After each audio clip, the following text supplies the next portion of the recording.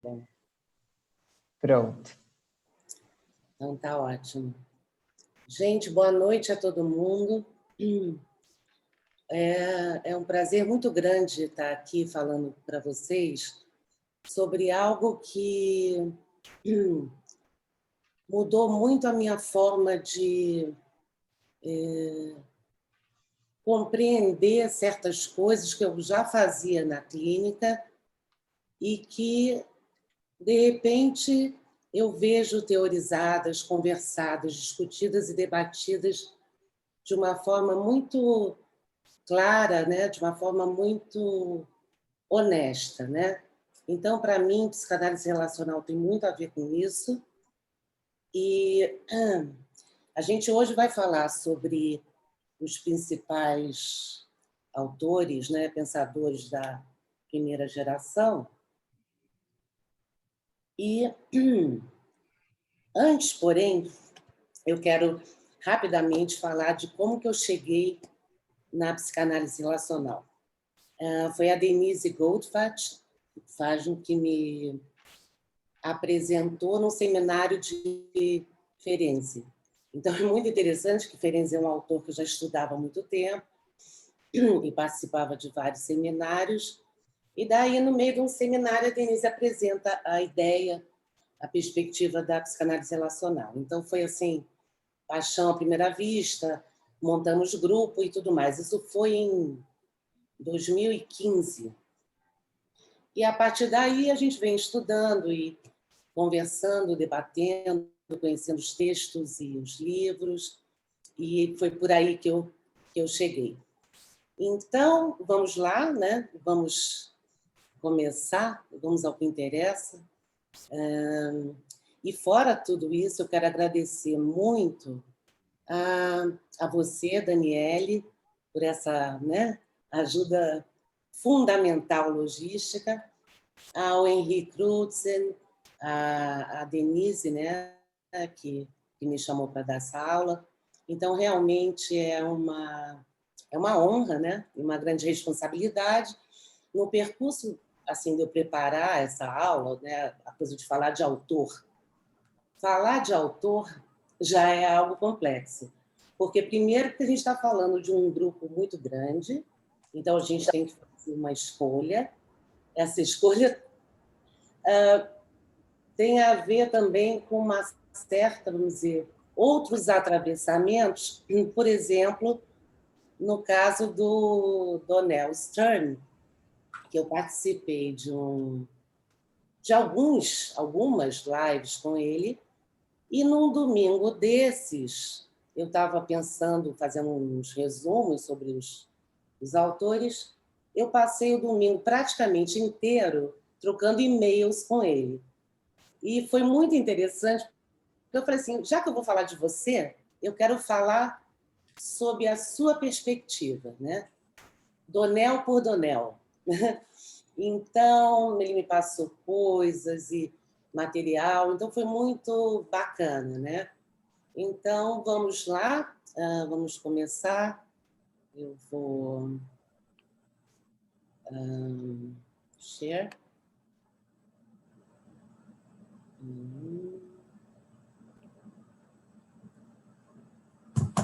Então, vamos lá, né? Os pensadores da primeira geração.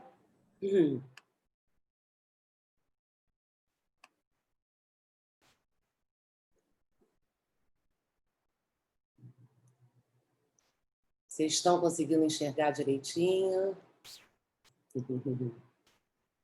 Legal. Então, assim, né?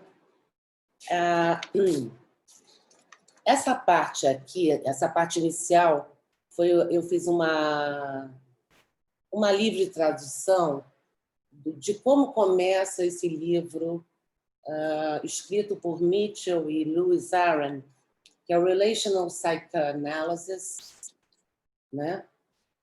Falando, é muito interessante porque o título é A Emergência de uma Tradição. Então, é como se a gente pensasse, né? O que é tradição, né? Para que serve tradição? Então, tradições se tornam significativas quando elas trazem uma riqueza e uma vitalidade para a experiência.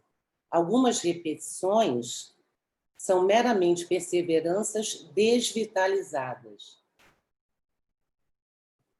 Mas tradições significativas tornam-se como pedra de toque, adicionando uma profundidade e um senso de conexão que ajuda a gerar pensamentos novos e novos sentimentos. Então, né, isso foi na introdução desse livro que eu mostrei para vocês. E, para quem não sabe, né, pedra de toque é um material, uma pedra, enfim, lítico, né?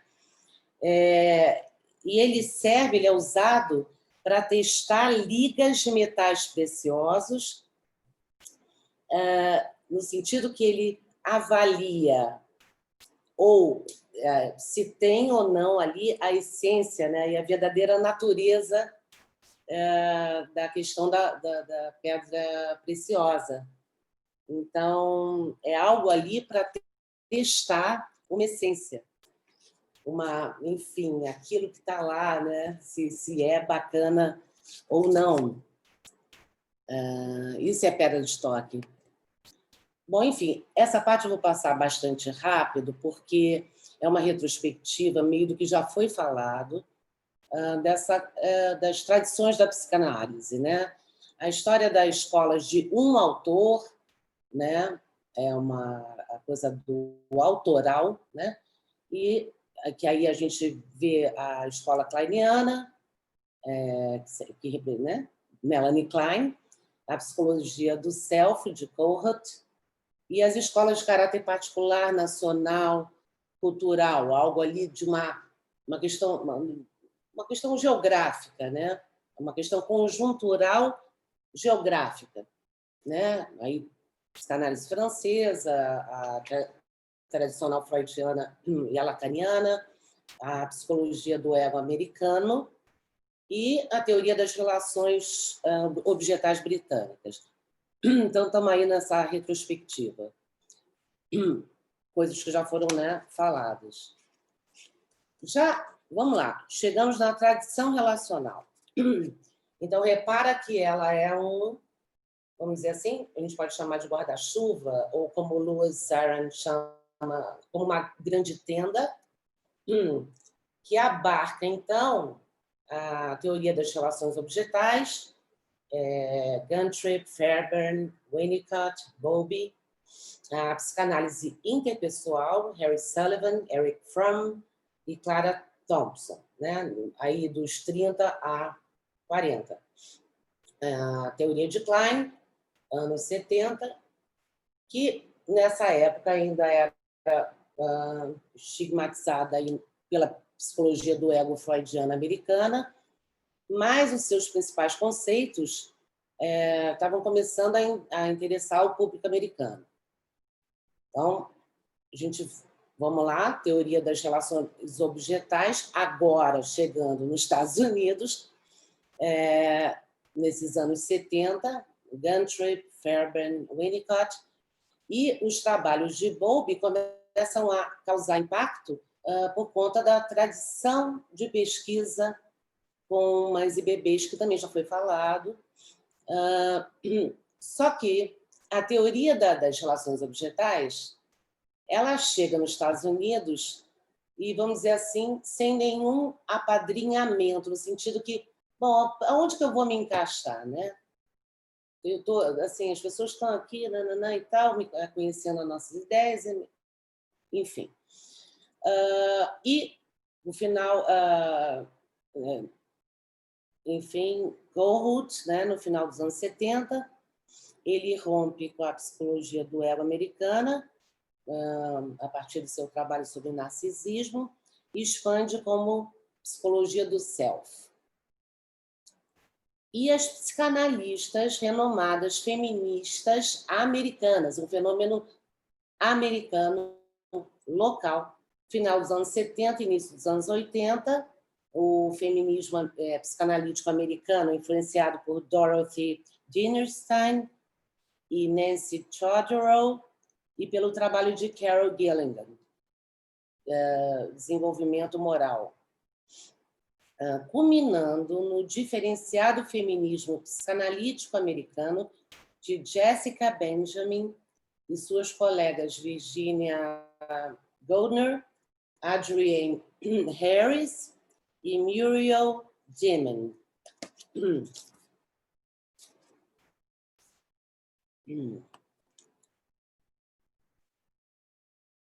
Daí, esses autores que eu coloquei, na verdade, o Donald Stern, nessas minhas conversas, nesse material, ele me passa essa, vamos dizer, essa lista, dizendo que as principais vertentes, né, dessas influências nesses psicanalistas relacionais, basicamente da primeira geração,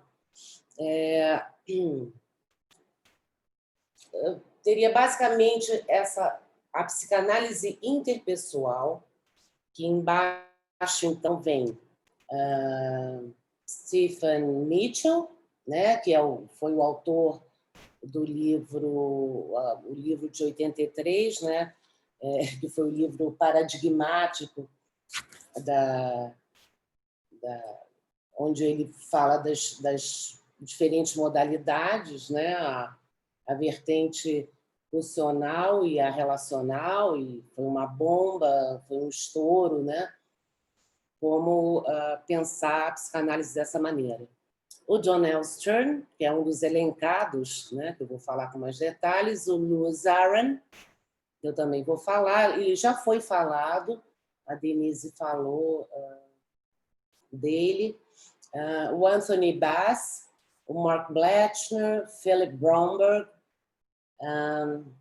que, nossa, tem umas ideias fantásticas sobre estados do self, que eu vou falar um pouquinho, Sandra Bickler, Darlene Ehrenberg, Jay Greenberg, que escreveu o livro junto com Mitchell, o livro de 83, o Emmanuel Gant, o Irving Hirsch, Irving Hoffman, Edgar Levinson, Stuart Pfizer. E o grupo que vem dos estudos freudianos e psicologia do self, Jessica Benjamin, Nancy Chodorow, Jodie Messler Davis, Miriam Diamond, Samuel Gerson, Adrienne Harris e Charles Spezano. A Jessica Benjamin já foi falada também pela Denise, mas eu vou falar um pouquinho também, porque ela é uma escritora extremamente importante. A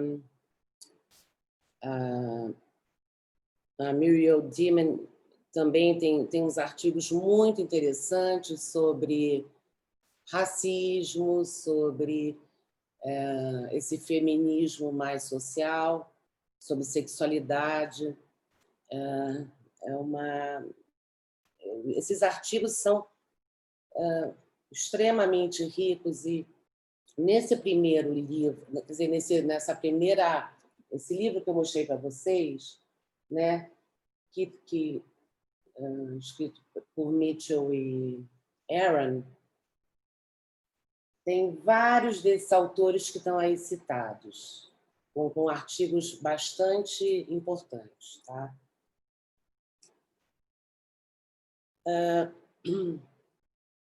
Inclusive, nesse livro também tem um artigo do Thomas Ogden, que é esse específico, deixa eu ver aqui, do Ogden. É mais fácil ver no livro.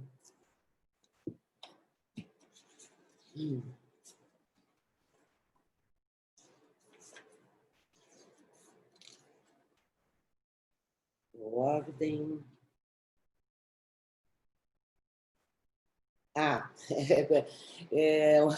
super importante, é o terceiro analítico, né? Trabalhando com a intersubjetividade.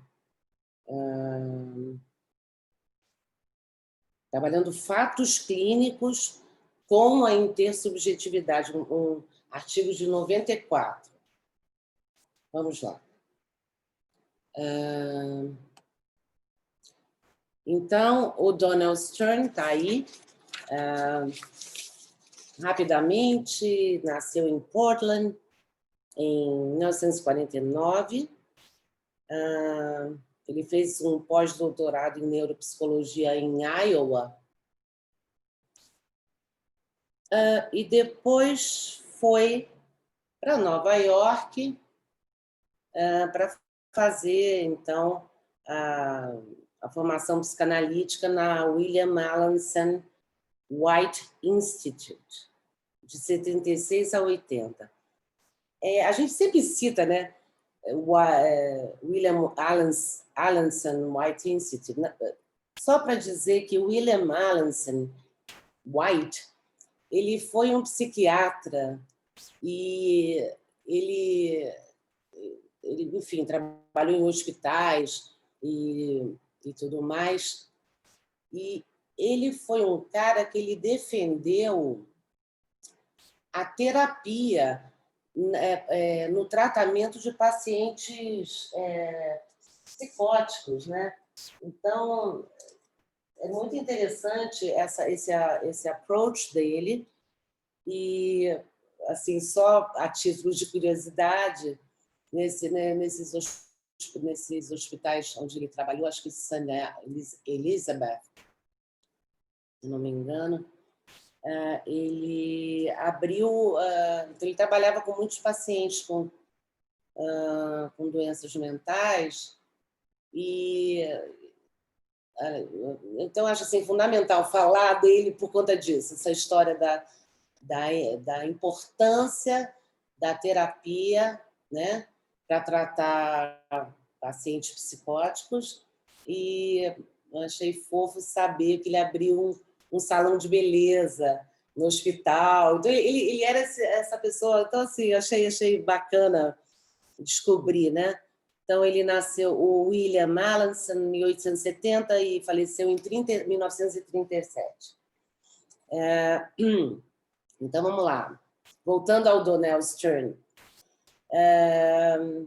E ele escreve, o Donald escreve desde 1980 sem parar. Ele é um escritor, ele adora escrever.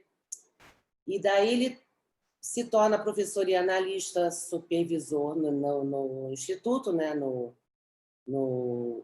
William Alanson White Institute.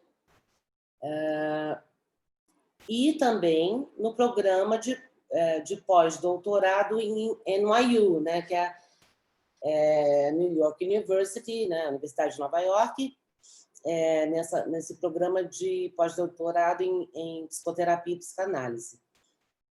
E também leciona no New York Psychoanalytic Institute. E faz palestras no ZEWA e em outros países. E aí eu estou colocando aí que recentemente ele passou 2 fins de semana ensinando e palestrando na Associação Psicanalítica de Porto Alegre, e eu gostei muito de ter participado dessa live, né? Dessa online-mente, modo de ser que a gente está atravessando. Então, vamos lá. Influências em psicanálise.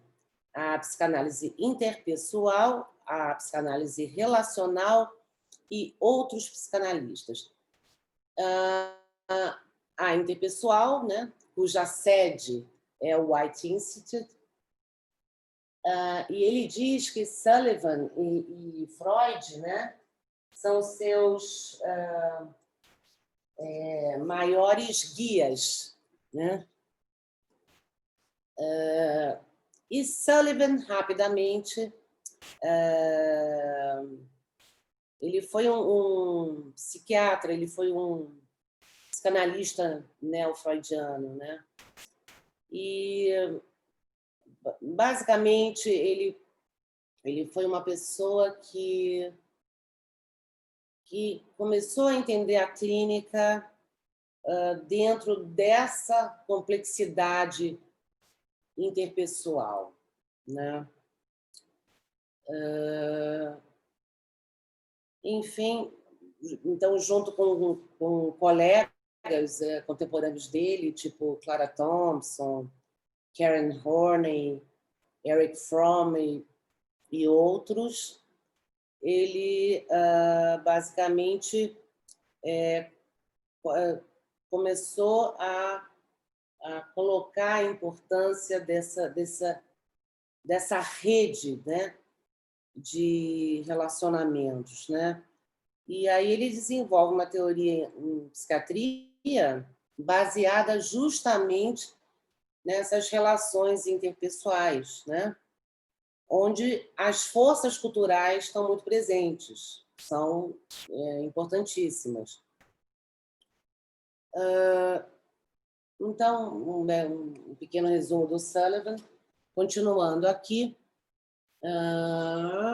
Notou? Tá. E ele fala que, o Donald, né, fala que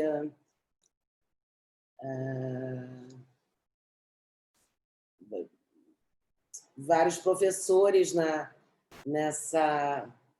formação deles se tornaram amigos, né? Esses escritores interpessoais, o Levinson, o Goldstein, o Chachtel e o Philip Bromberg, que está ali na listinha lá atrás. Bom, e na psicanálise relacional, o trabalho de vários de seus colegas só... bom, isso é importante, que ele fala aqui, né? A gente tem que levar em consideração que quando ele estava fazendo essa formação, né, não existia propriamente o termo psicanálise relacional, né? E que ele acredita, né, que o pensamento relacional se desenvolveu amplamente a partir do pensamento interpessoal. Então, dentre esses escritores estão Jessica Benjamin, Adrienne Harris, Irving Hoffman e muitos outros. E daí outros psicanalistas também o influenciaram, como Ferenczi, Balint, os escritores britânicos das relações objetais, o Boston Change Process Study Group, Lowell, Hans Lowell, Ferro e outros pós-bionianos, né? Teóricos do campo. Vamos lá. Influências fora da psicanálise, as ideias dos filósofos existencialistas e da hermenêutica, né, foram insubstituíveis, né? Então, Gadamer e Heidegger.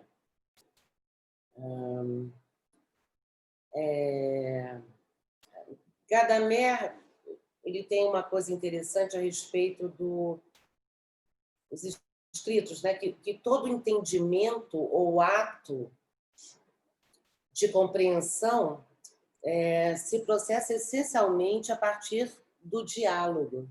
Olha que interessante. E o John L. Stern, ele gosta muito das ideias de Gadamer. Mas também, né, outros como Henri Bergson, Maurice Merleau-Ponty, William James, Richard Rorty. O Rorty é a pessoa do pragmatismo, né? Ele acha que as ideias são bacanas, mas elas têm que ter alguma utilidade, né? É claro que a gente pode começar a falar o que é utilidade, o que é uso de uma ideia, mas só para dizer que é por aí que ele funciona, né? O Rodin, né? Henri Bergson tem ideias muito bacanas sobre a questão da duração, né? Tem a questão do... Ele fala muito sobre a questão do mergulho interno e a saída para a vida, né? Ele fala da atenção que você precisa para estar na vida, mas que você pode relaxar.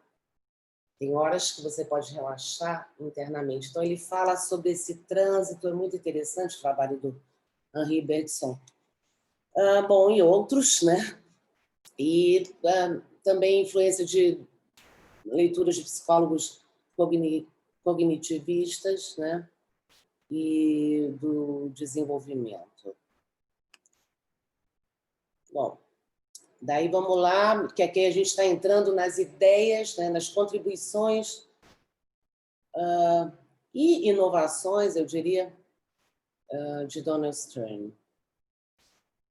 É interessante porque quando, né, você gosta de autor, ou de um autor, ou de vários autores, tem alguma coisa ali que eles estão refletindo ou pensando que tem a ver com aspectos que você, em algum momento, pensou ou pensou, mas não conceituava, né?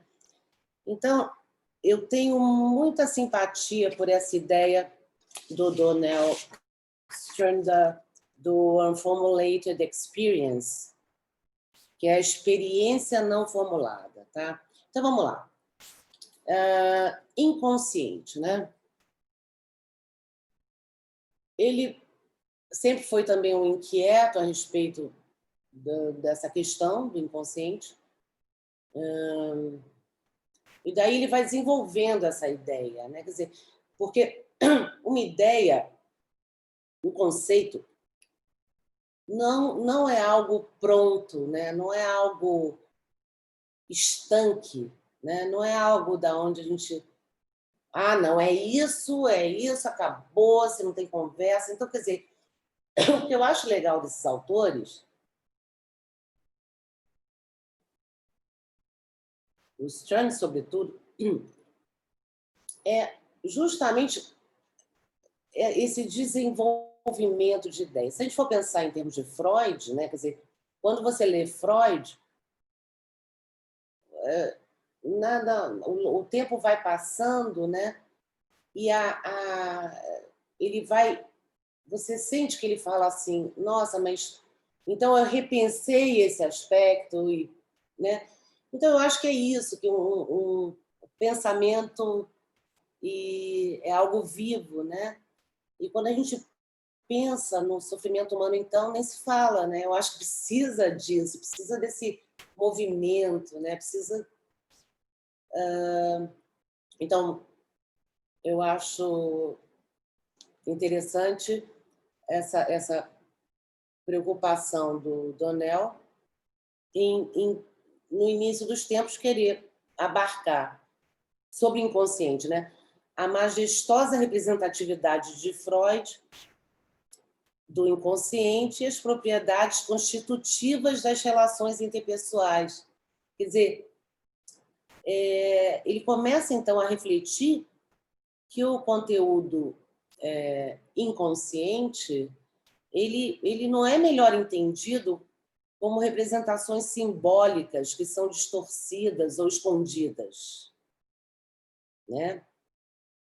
Mas sim como uma experiência potencial. Isso, para mim, é muito interessante, né? Experiência potencial. E ele chamou essa experiência de experiência não formulada, né? Que é uma ideia, né, apresentada inicialmente em 83, olha o ano de 83 aí, e revisada nos seus escritos até a apresentação do artigo Unformulated Experience and the Relational Turn, Veja bem, em 2019, né? Então, você vê esse percurso do autor. E publicação do seu mais novo livro, The Infinity of the Unsaid, Unformulated Experience, Language and the Non-Verbal. Né? Quer dizer, a infinidade do não dito, experiência não formulada, linguagem e o não verbal. Então, na verdade, esse artigo de 2019 que eu citei aqui saiu na Psychoanalytic Inquiry, uma revista psicanalítica, e ele falou para mim que era algo assim bem novo, né, que não tinha sido nem publicado em outros lugares. E, bom, na teoria da experiência não formulada, né, o estado de ser ou do self que uma pessoa ocupa num determinado momento influencia sobremaneira qual experiência não formulada pode ser apresentada num formato explícito e quais formatos seriam esses.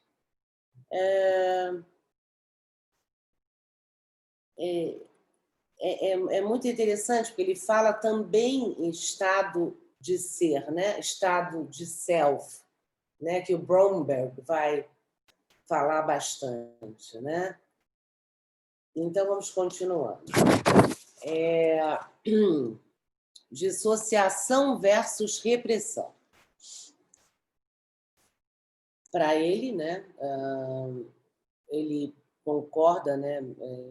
Com o Sullivan, que a dissociação é o processo de defesa primária, que é uma experiência não conhecida, porque, né, citando o Sullivan, a pessoa não trata, ou trata, né, mas, enfim, não trata de comunicar isso a outra, ou pensa sobre isso como uma maneira do discurso comunicativo. Quer dizer, Sullivan fala isso em 1940, e é muito interessante, porque, assim, repara que é algo muito primitivo, né? Se a gente for parar para pensar essa ideia de dissociação, é algo ali da ordem do não pensável. Né? Já a repressão é um processo de defesa onde o significado... Então, repara, a dissociação não tem necessariamente significado. E repressão é um processo de defesa onde o significado existente é distorcido, camuflado ou escondido da mente. Então, na dissociação, a experiência significativa é mantida no seu estado como experiência não formulada. Nem toda experiência não formulada é dissociada, né? Afinal, toda experiência consciente é desenvolvida a partir de um anterior estado não formulado, né? Mas toda experiência dissociada é não formulada. Então, vamos lá. Experiência formulada versus experiência não formulada. Então, essa demarcação, ela não se dá, não se define pela presença ou não da linguagem verbal. Eu acho muito interessante também esse aspecto, né? Mas, sim, se essa experiência pode ou não ser aceita como minha ou como eu, e, portanto, vir a ser disponibilizada para a construção espontânea do viver. Então, é muito interessante, porque nesse novo livro dele, ele trata justamente, eu não li, mas ele foi lançado em 2019, e ele trata justamente dessa questão que não é uma questão da linguagem, né? Assim, é algo ali da ordem de algo que não se sabe, que tem a ver com se sou ou não sou, é algo bastante primitivo mesmo. Então, algumas publicações, né? Esse Relational Freedom, que é, enfim, liberdade relacional, é um livro muito bacana. Esse The Infinity of the Unsaid é o livro novo, né? Então ali está escrito pequenininho: experiência não formulada, linguagem e o não verbal. Bom, ele tem vários artigos publicados, uma série de artigos dele que a gente estudou,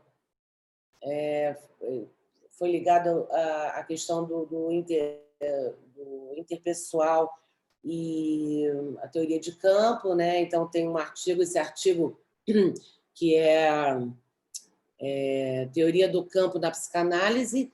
Então ele faz uma conversa, né, um diálogo entre Sullivan e Madeleine e Willy Baranger. E depois ele faz também uma conversa entre a teoria de campo bioniano e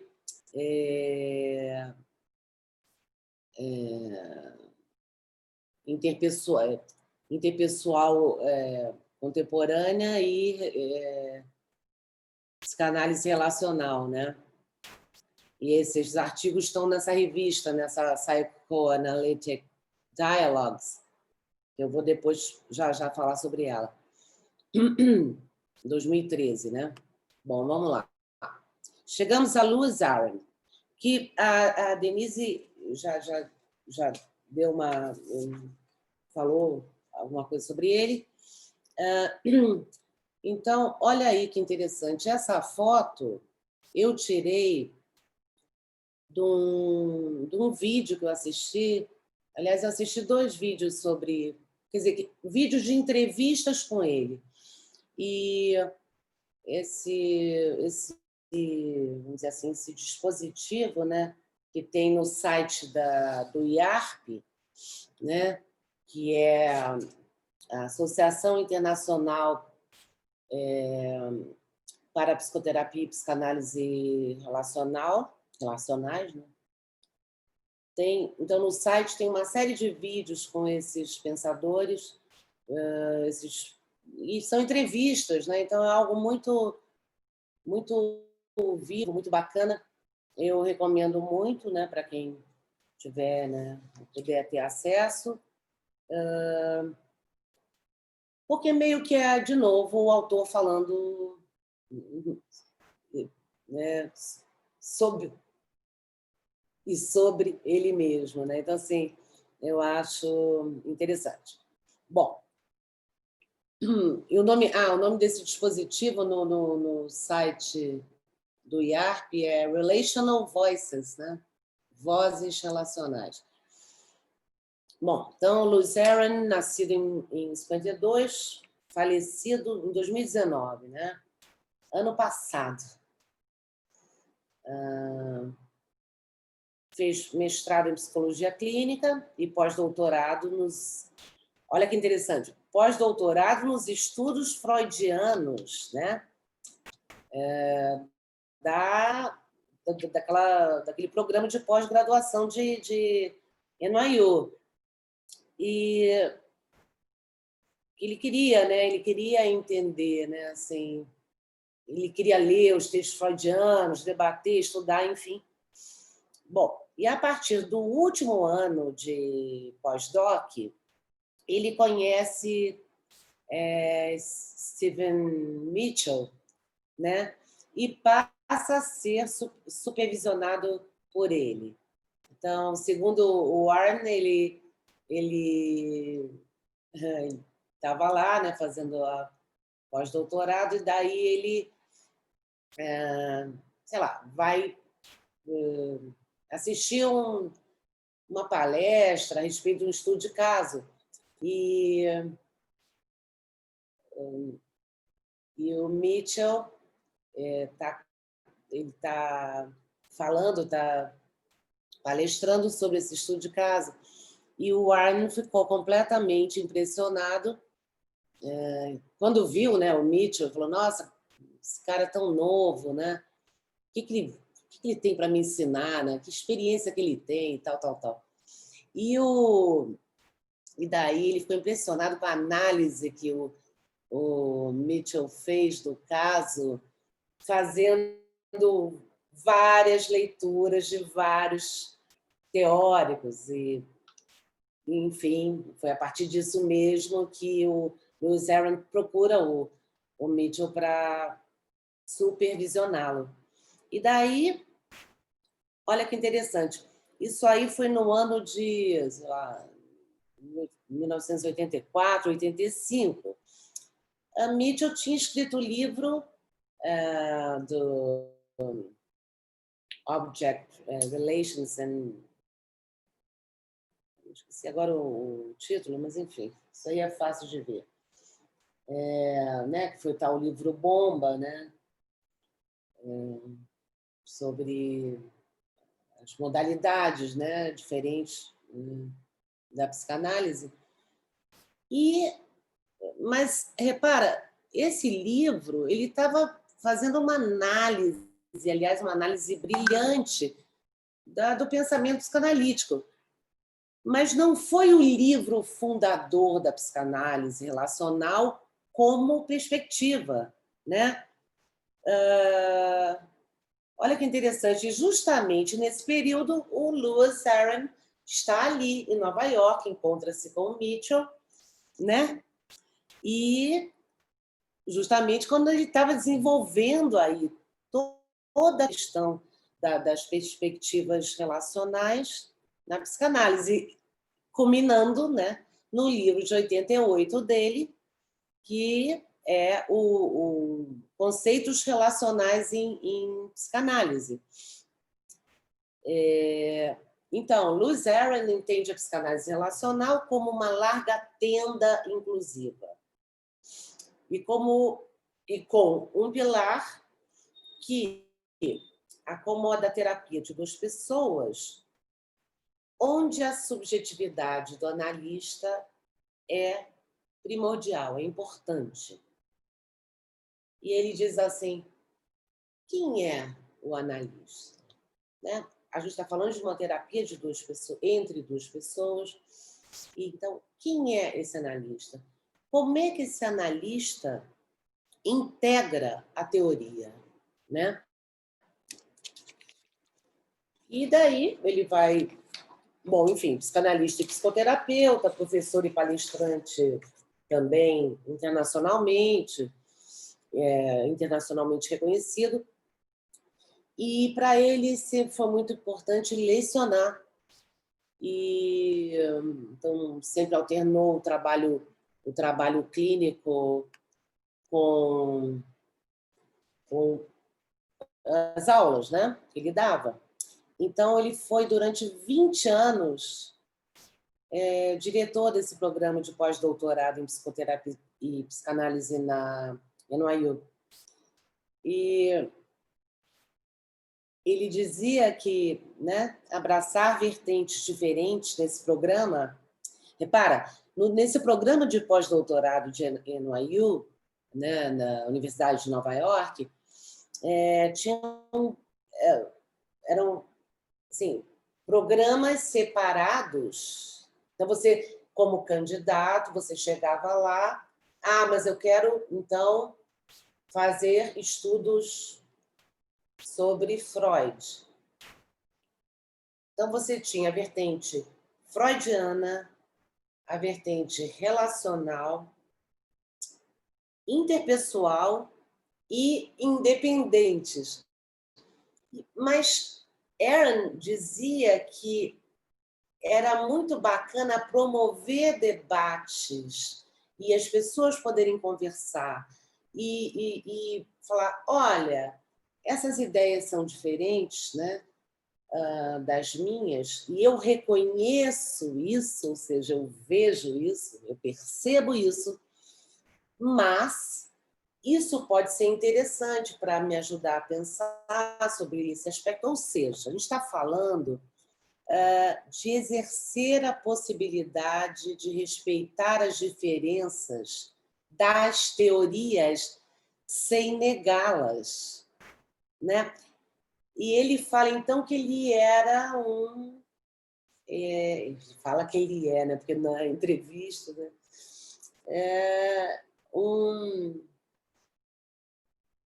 Uma pessoa que estava ali para encontrar common ground, né? Quer dizer, que é aquele o que tem em comum nesse diferente, o que pode conversar.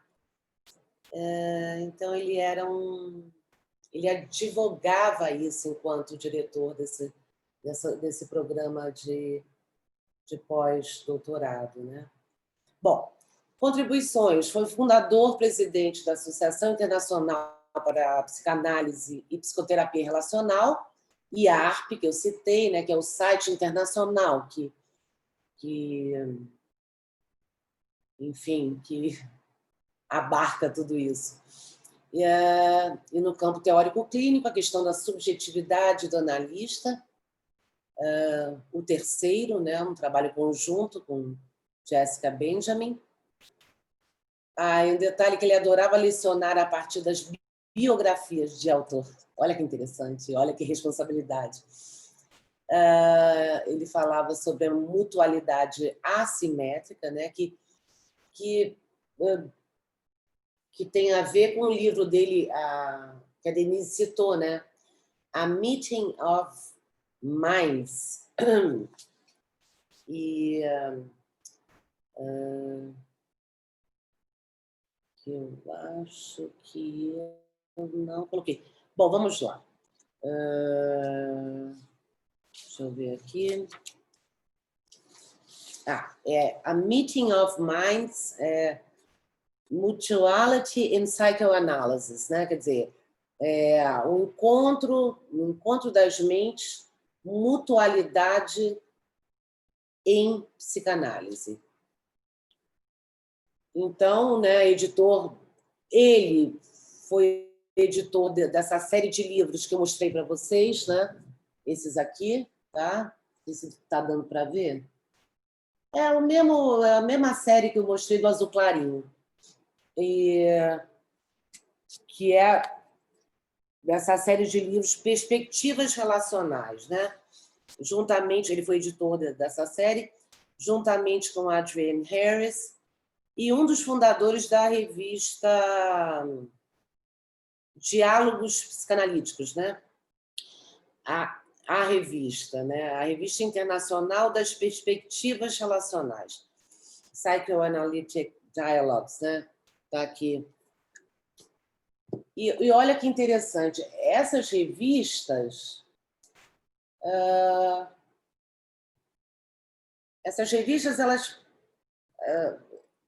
elas mostram exatamente aquilo que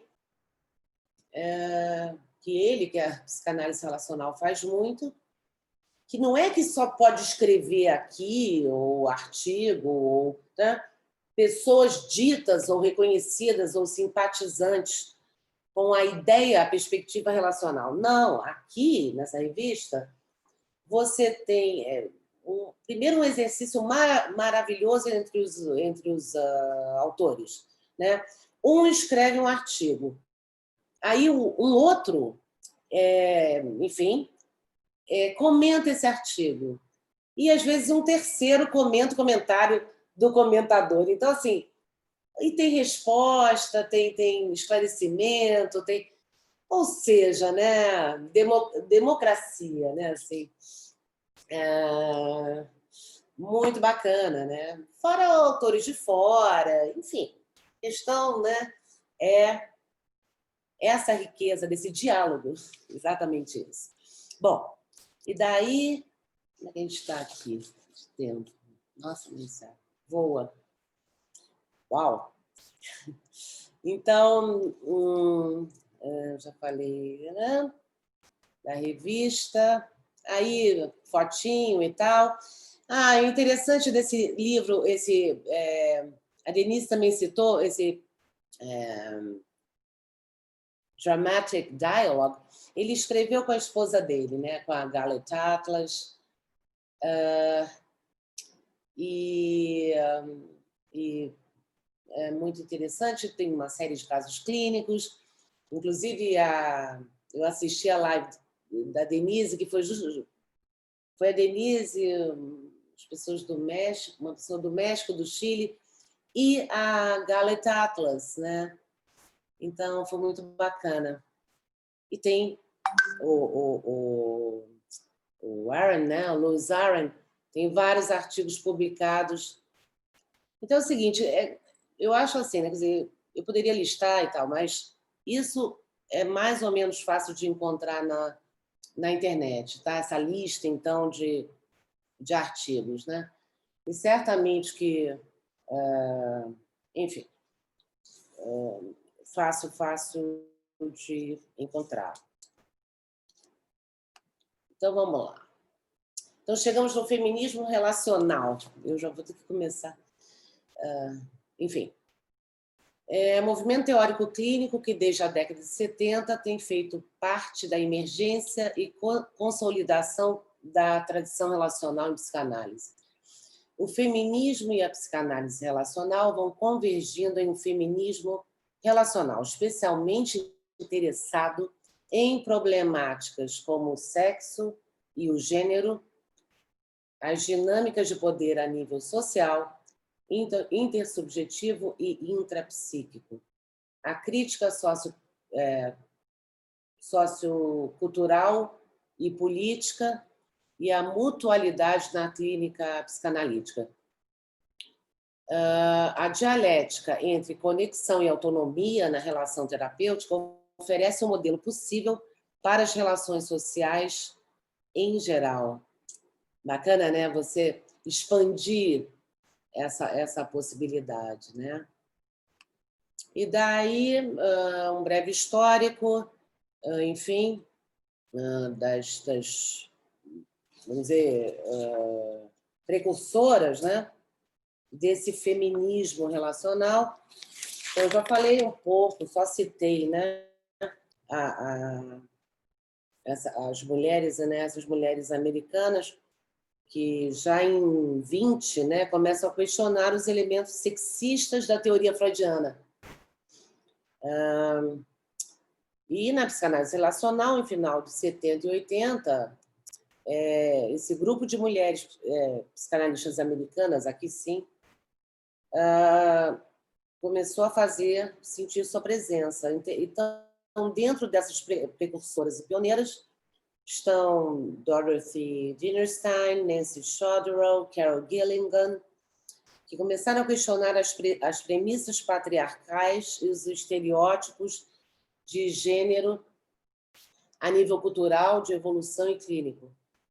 Como decorrência, participação direta no movimento, algumas das mais relevantes vozes do feminismo relacional têm sido Jessica Benjamin, Adrienne Harris, Muriel Demon, Virginia Goldner, Susan Orbach e Louise Eichenbaum. E daí nós chegamos em Adrienne Harris,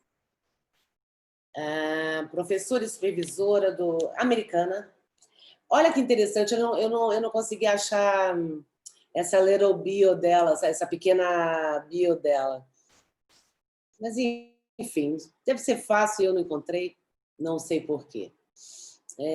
Professora e supervisora no programa de pós-doutorado em psicoterapia e psicanálise em NYU, editora associada da revista Psychoanalytic Dialogues, né, que a gente mostrou ali a fotinha, e dos estudos sobre gênero e sexualidade.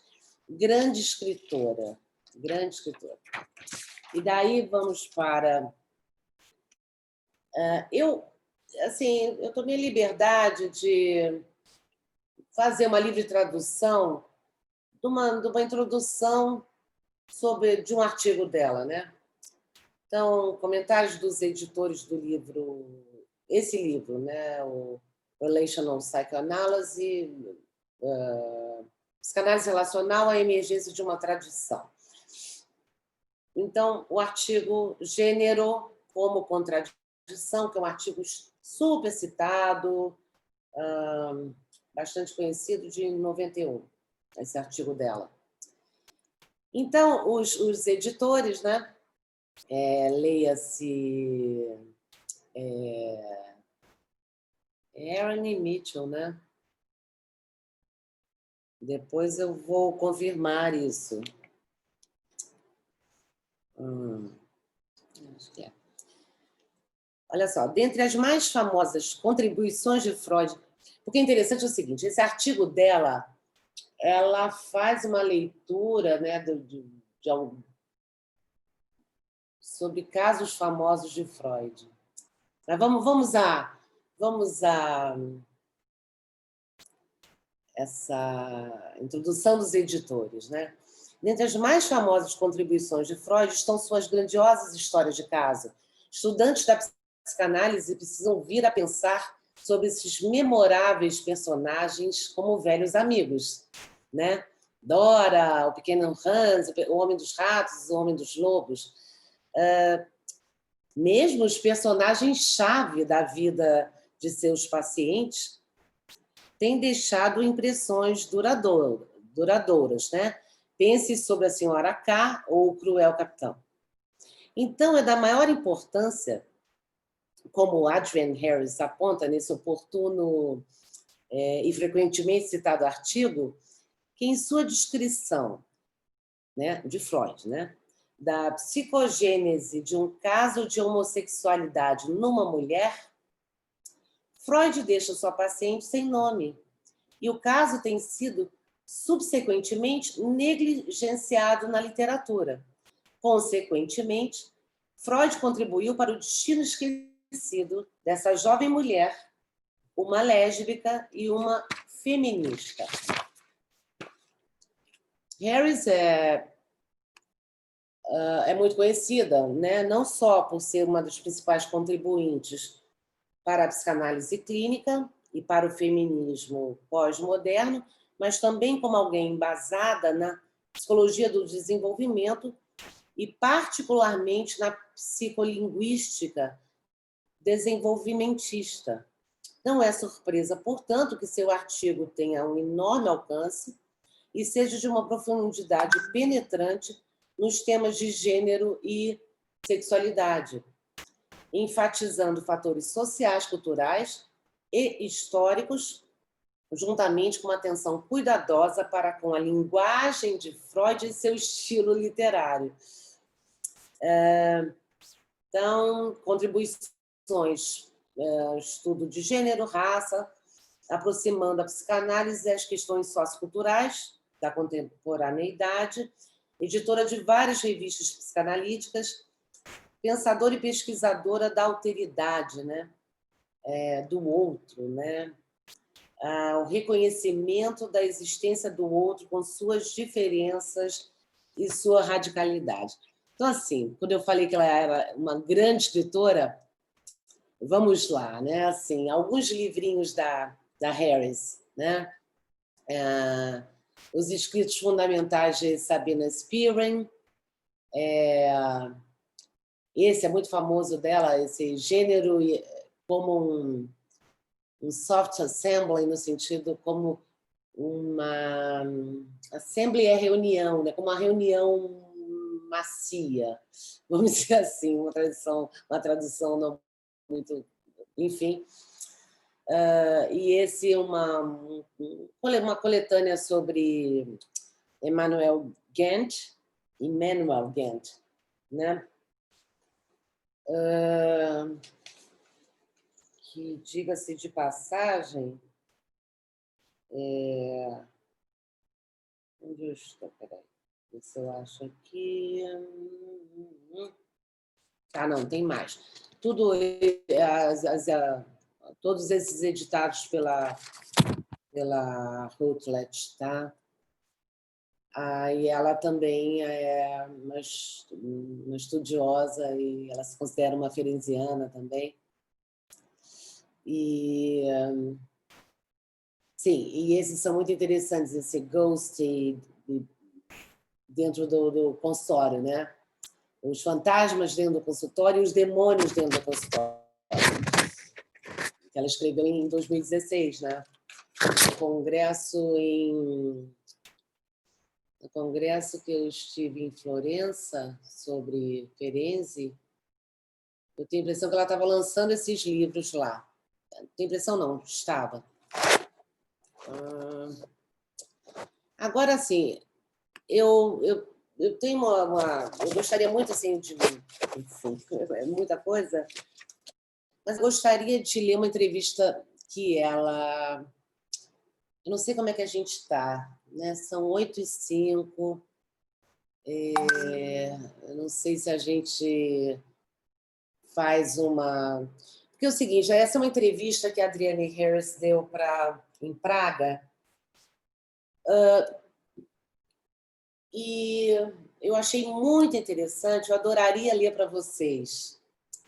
A entrevista está em inglês, eu também fiz uma tradução livre, e daí a gente vai terminando. E é claro que não é a entrevista inteira, é um pedaço, então vamos lá. Tudo bem? Tudo bem para vocês? Como é que é isso? Bacana. Então, vamos lá. Então, tá. Isso foi em outubro de 2017, numa segunda conferência de Fenical, Mudança Psíquica. E ela estava lá e tal. Enfim, foi entrevistada por esse jovem psicanalista. Eu vou chamar ele de Kuchar, tudo bem? Porque, enfim, Praga, República Tcheca. Ok. Bom, muito obrigada pelo seu tempo, doutora Harris. Eu vou lhe perguntar algumas questões sobre psicanálise política. Minha primeira pergunta é: psicanálise e psicanalistas podem influenciar a situação sociopolítica? E, se assim for, de que maneira concreta? Adrienne Harris.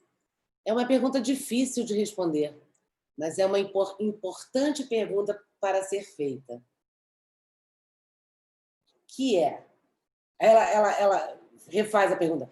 Que é: como alguém que é identificada e trabalha como psicanalista também pode ser uma ativista política e tentar influenciar? Penso que realmente existe uma gama inteira de questões. Uma é que eu penso, você precisa escrever e falar fora da estreita área da sua disciplina, né? Ou da sua atuação. Então, na América ou América do Norte, o termo seria: como você se torna uma intelectual pública? Como você fala e como você encontra um acesso para uma comunicação na qual você fala sobre aquilo que você entende como psicanalista e como isso impacta em como ideias psicanalíticas ajudam você a entender a vida política corrente. Como na América nós entendemos racismo, por exemplo. Como nós entendemos a eleição que acaba de acontecer, né? Porque isso foi 2017. Desculpa. Onde eu estava?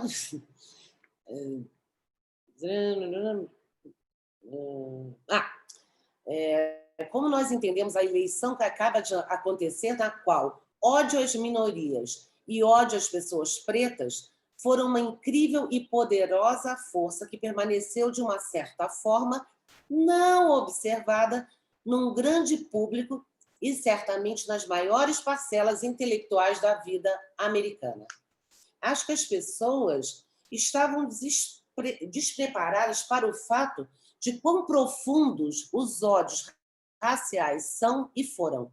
Então, o trabalho de um psicanalista tentando intervir ou ter um efeito nos debates em torno de raça seria de tentar e pensar sobre por que nós sendo liberais ou classe média educada ou a inteligência, e estávamos tão cegos em relação a quão grave o racismo é na América? Como não entendemos como ainda o ódio no racismo e o ódio fóbico estão não processados? Então, eu penso que achar um lugar, achar um espaço juntando psicanalistas para que participem mais em arenas públicas, como jornais e blogs online, ela dá exemplos dos jornais e tal, e tentar falar sobre quais ideais psicanalíticos, quais ideias... Desculpa, ideais não. Sorry, ato falho. Falar sobre quais ideias psicanalistas, quais ideias sobre medo e ansiedades primitivas e o colapso da memória cabem.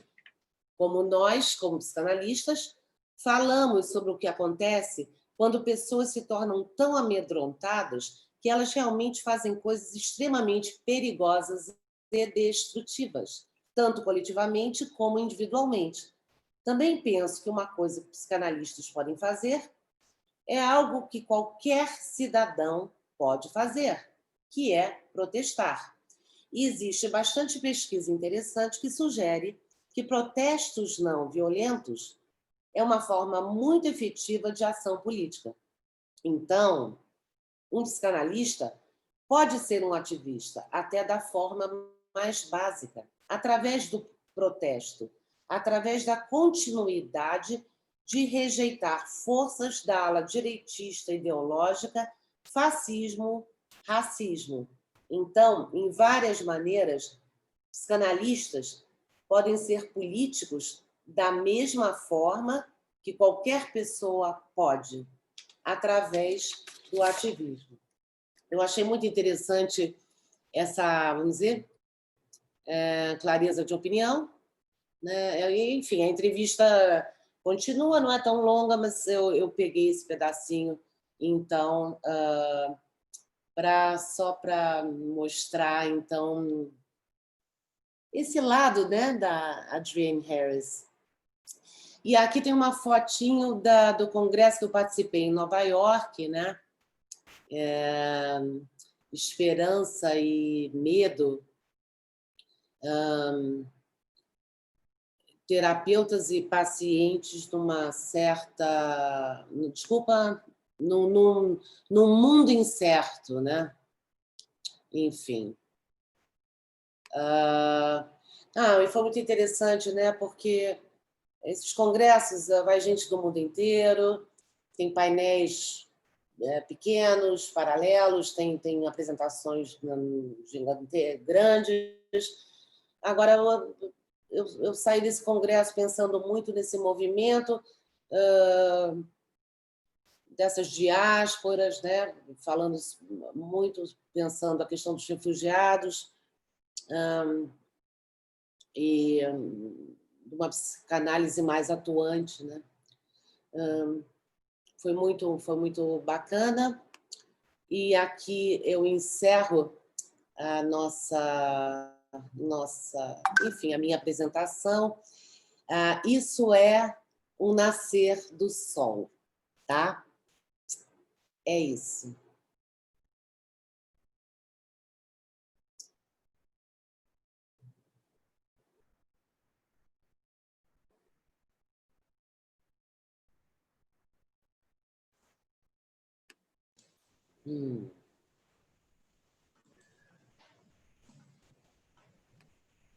Muito bom, Liana. Parabéns pela apresentação. Obrigada, Dani. E Bom, aí, como é que reverberou, então, né? Porque eu acho que foi longo, né, Dani? Sim, são muitos autores, né? Acho que a gente ainda tem um caminho longo. Pois é, eu acho que eu optei por não só citar, né? Porque assim, eu acho que, enfim, por aí. A gente pode abrir para perguntas, né? Quem tiver alguma Sim, pergunta. sim. Bom, posso falar? Olá, querida. Olha, Ana, muito obrigada por essa viagem, né? É claro que para a gente que já está nesse percurso, a gente sempre tem muita vontade de trazer um pouco disso que a gente acompanha já há tantos anos e é uma oportunidade para falar. Mas eu queria ressaltar algumas coisas na fala da Liana que para mim assim bateram bem, né? É um pouco desse percurso, mais uma vez, talvez por isso que as falas parecem tão condensadas, né? Porque na verdade com tantos anos de psicanálise, a gente precisa realmente agrupar diferente, pensar de uma forma diferente, atuar nas instituições de uma forma diferente, ensinar de uma forma diferente, para que as pessoas possam não perder o percurso e ainda assim estar abertas para essa discussão de o que acontece na sua clínica, o que acontece no seu percurso psicanalítico, né? Eu não sei o que acontece com a psicanálise relacional, mas muitos desses autores morrem cedo. Assim, o Mitchell morreu com 50 anos, o Aaron morreu com 60 de um tumor, a Muriel Diemen morreu faz uns 4 anos, 5 anos. Enfim, morreram todos muito jovens. Eu não sei se a gente tem alguma conclusão para dizer para vocês, cuidado com a psicanálise relacional, porque pode ser perigoso, mas, enfim, mas foram pessoas muito produtivas. A Adrienne Harris, por exemplo, eu não sei como é que ela tem força, essa mulher, é incrível. Ela trabalha como editora, né, de uma série de revistas, ela trabalha na IPA. Uma coisa que eu queria falar para vocês, que eu acho importante, é que a gente fala aqui do pós-doutorado, da Universidade de Nova York, mas todas essas pessoas chegam para o pós-doutorado já formadas psicanalistas, tá? Elas vêm porque elas querem desenvolver pesquisa, porque querem discutir, porque têm um interesse acadêmico, mas todas elas vêm já formadas em seus institutos, né? O Will White Institute foi um instituto muito importante porque ele recebia não médicos. Então, o Donnell, o Stephen Mitchell, o Lewis Aron, todos esses eram não médicos, tá? Em algum momento o White Institute teve na IPA, em algum momento teve fora, agora voltou, né? A IPA é a International Psychoanalytic Association, né? Então, assim, tem uma rotatividade, né, desses autores todos, né? Então, assim, é muito, mesmo que não pegue tudo, né, então, mas é interessante escutar esses nomes, escutar esses conceitos, escutar como essas pessoas conversam, né, para a gente poder começar a pensar junto o que são esses conceitos.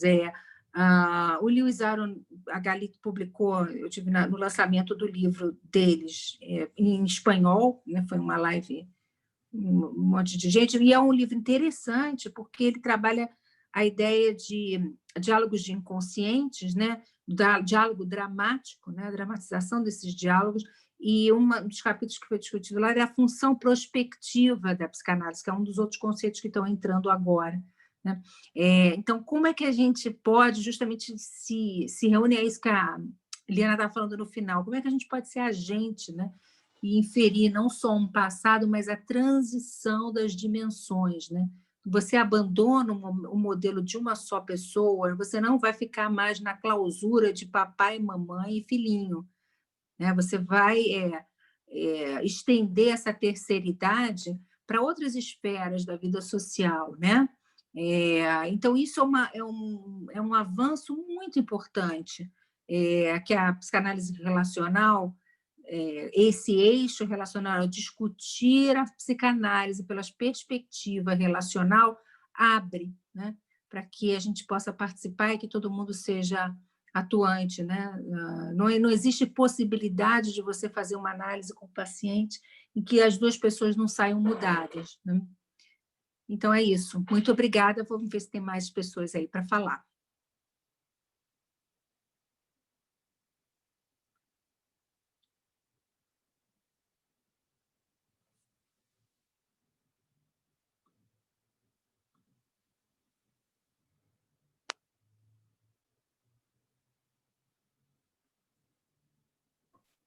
Boa noite, Liana.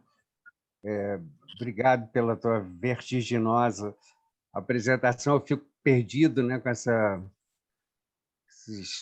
muitos autores que a psicanálise relacional me apresenta. Eu fiquei curioso, e, na verdade, é um pedido. Você falou de um autor que eu não gravei o nome, que ele fala do inconsciente como um potencial, né? Algo assim, o inconsciente do campo da imanência. Você poderia me indicar algum... Enfim, eu perdi o nome do autor, algum livro, algum artigo, para poder... Me interessa muito essa... A gente está falando do Donald Stern. Do Stern. Entendi. Então, assim, eu acho que já esse aqui, esse livro aqui, dele, tá? Que é Liberdade Relacional, já fala disso, tá? Tá ótimo. Obrigado. Imagina. Ricardo, a gente tem também lá no nosso site, a gente tem uma lista de bibliografia, então lá talvez você encontre alguns livros que te interessam sobre esse tema para poder pesquisar. A gente está no grupo de estudos de terça-feira com o Henri, estudando justamente o Donald Stern. Então, se vocês quiserem, a gente está com alguns artigos, com alguns livros, quem tiver interesse, pode me mandar mensagem que eu encaminho os PDFs para vocês. Bacana. Tá ótimo, Daniela. Obrigado.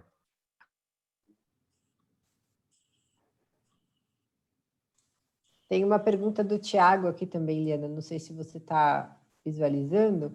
Ele fala assim, no chat. Você quer que eu leia? Deixa eu dar...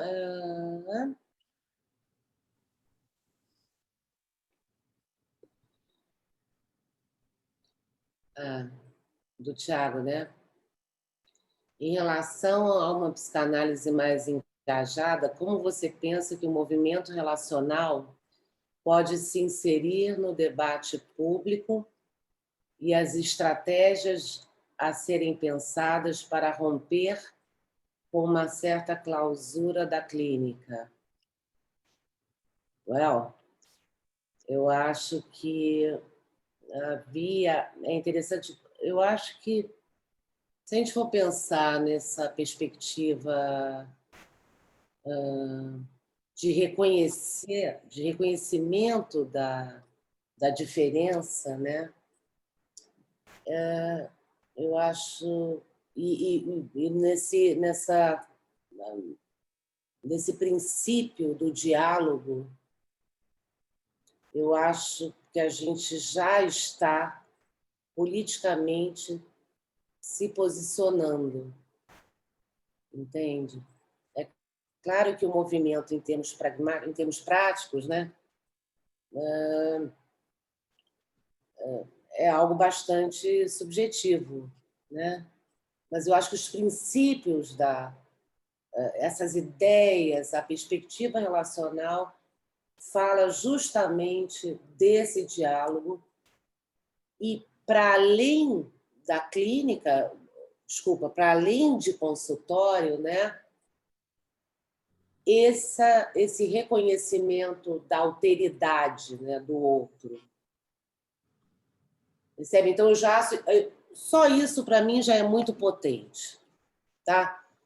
Só isso para mim já é um princípio que fala que o contato entre analista e paciente não é de o senhor do saber e o pobre coitado do sofredor. Então, sabe, eu acho que tem aí uma questão... Aliás, vamos combinar que eu acho que a prática psicanalítica hoje, essa coisa da neutralidade, eu acho que isso já não existe. Mas quer dizer, já não existe assim, espero. Mas o que eu falo é que você pensar a política é como você respeita seu paciente, sabe? Então, a gente pode brincar com a política dentro e fora, a política faz parte da gente, né? Como é que a gente se relaciona com os outros, com os diferentes da gente? Então, acho que aí já é fazer política, na minha opinião. Tem aqui, peraí, tem uma pergunta da Carolina, né? Quanto ao alcance que a psicanálise possa ter literalmente no coletivo, como o pensamento relacional da psicanálise enxerga o movimento crescente dos atendimentos dos espaços públicos. Percebe, Carolina, ótimo, né, você ter falado isso, porque é aquela história, né? O que é psicanálise? Por que a psicanálise de rua não respeita um setting?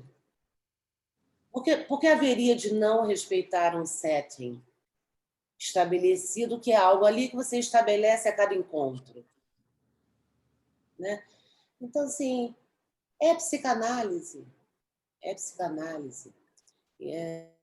Você falar sobre como essa partezinha da entrevista da Adrienne, né, Harris, ela falando, os psicanalistas podem ir para os jornais, né, e podem fazer uma leitura sociocultural via seu entendimento psicanalítico daquele acontecimento. Por que não? Por que não? Né? Assim, então, você está dentro e fora da sua expertise. Né? É isso, é esse trânsito. E isso já está acontecendo, porque é isso, né? A gente lê os jornais, a gente vê Daniel Kuperman falando no Globo, a gente vê Vera Iaconelli na Folha, enfim, o Dunker, a gente vê um monte de psicanalista em jornais, em revistas, em podcast, que é muito, eu acho, um recurso muito bacana também. Enfim, né? A gente vê bom, eu não vou, são vários, né?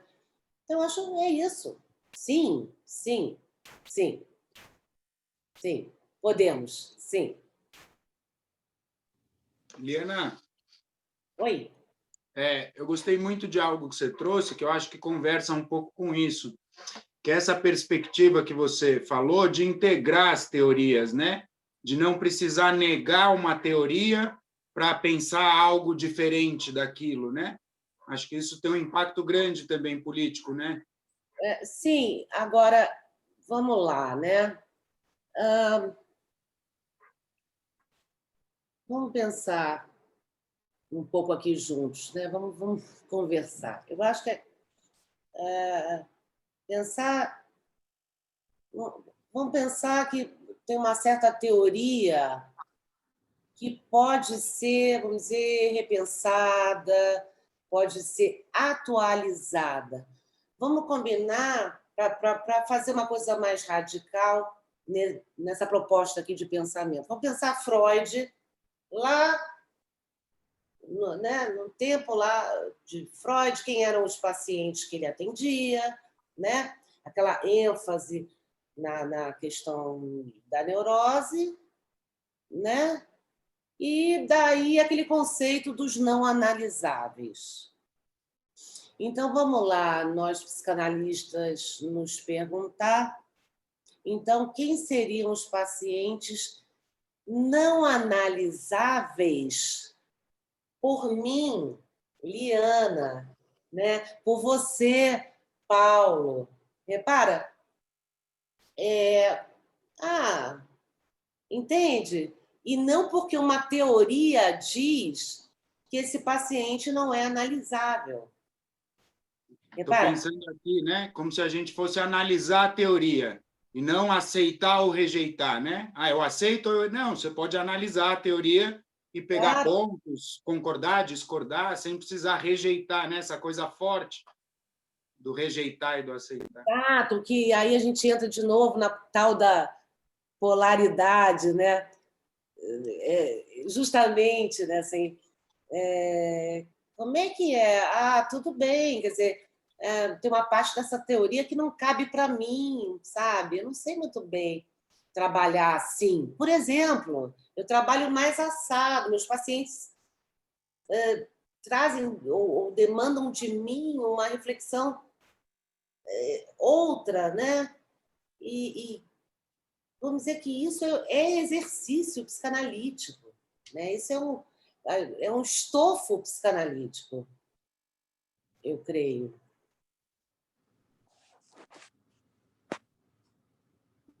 Mas, Oliana, aproveitando a pergunta aqui do Paulo, eu tenho uma certa curiosidade em saber assim,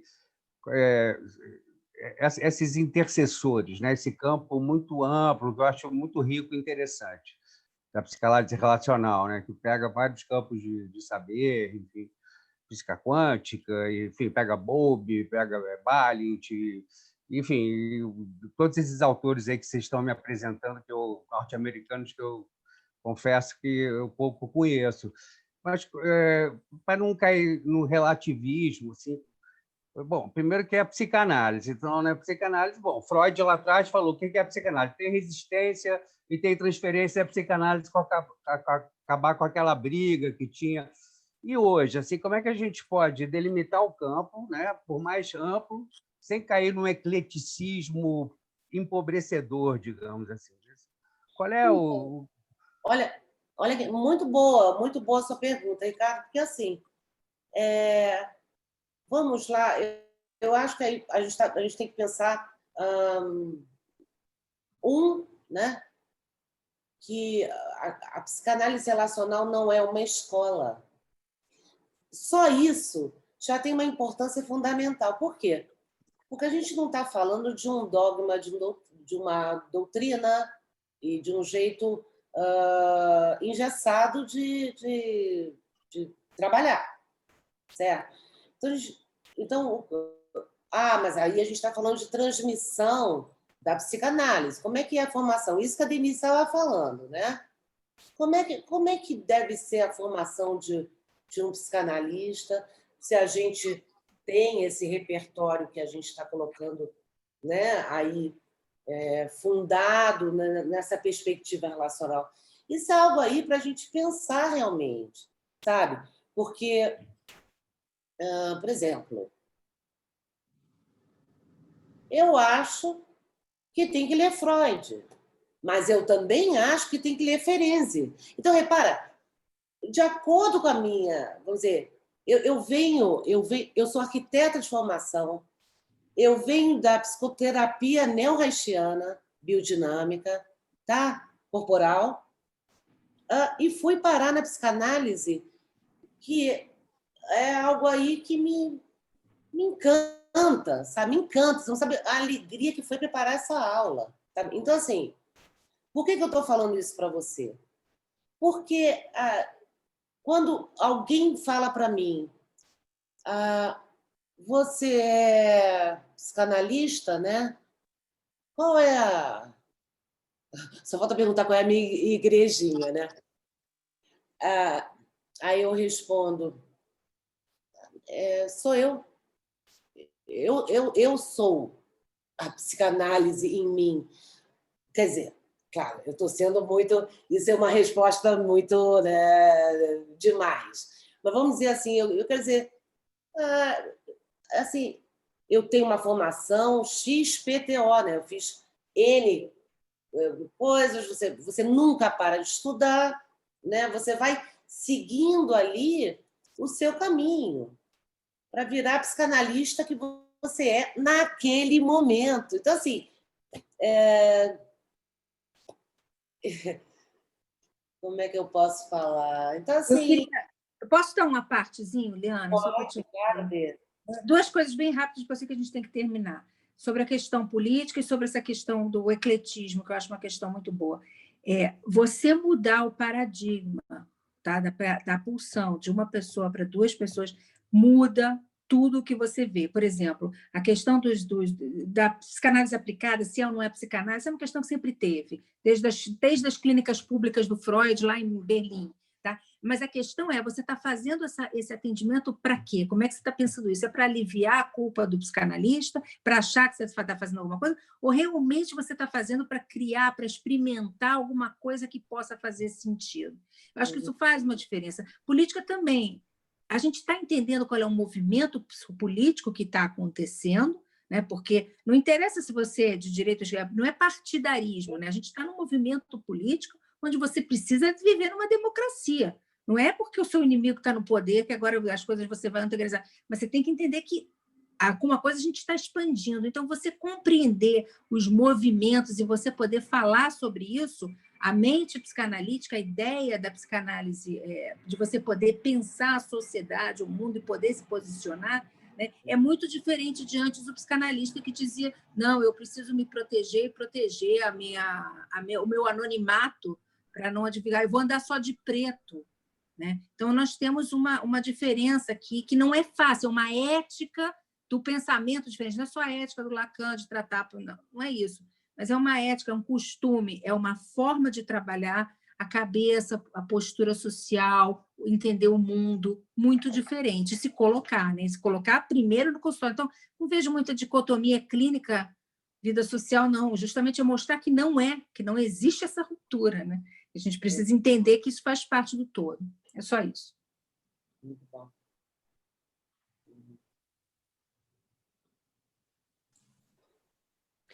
Bom, gente, acho que a gente pode encerrar, né? Já passamos um pouquinho do horário, mas foi muito rica essa discussão. Dava para continuar por mais uns 2 dias aqui. Muito bom, muito obrigada. Obrigada, Liana. Obrigada a todos, viu? Muito bom mesmo.